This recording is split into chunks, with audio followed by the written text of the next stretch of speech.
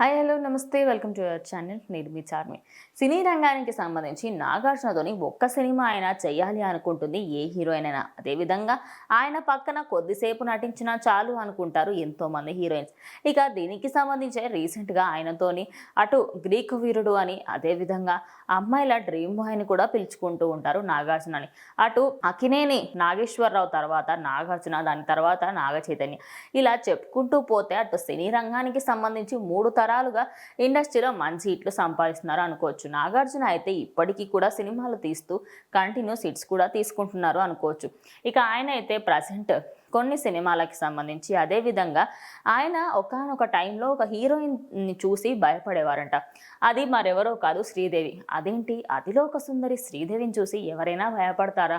అంతటి అందం చూస్తే ఇంకా ఆవిడతో మాట్లాడాలని, అదేవిధంగా ఆవిడతో నటించాలని అనిపిస్తుంది కదా అని అందరూ అనుకున్నారు. కానీ నిజానికి అటు ఏఎన్ఆర్తోని, ఎన్టీఆర్తోని, మోహన్ బాబుతోని, ఇలా సీనియర్ నటులు అందరితోని కూడా చేసిన శ్రీదేవితోని నాగార్జున సినిమా చేయడానికైతే చాలాసార్లు ఆలోచించాడట. కానీ కొద్ది రోజుల తర్వాత మెల్లిమెల్లిగా ఆ భయం కాస్త తగ్గుతూ వచ్చిందట. లాస్ట్కి రామ్ గోపాల్ డైరెక్షన్లో వచ్చిన మూవీలో నాగార్జున అదేవిధంగా శ్రీదేవి ఇద్దరూ కూడా కాంబినేషన్గా చేసిన మూవీ గోవిందా గోవిందా.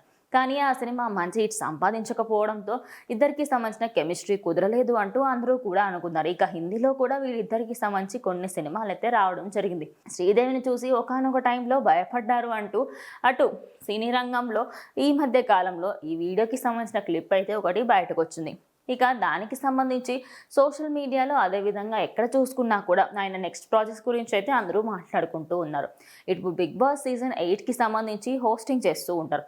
అయితే ఆ బిగ్ బాస్ సీజన్లో కూడా అందరిని మనసుల్ని గెలుచుకున్నారు అని చెప్పొచ్చు నాగార్జున.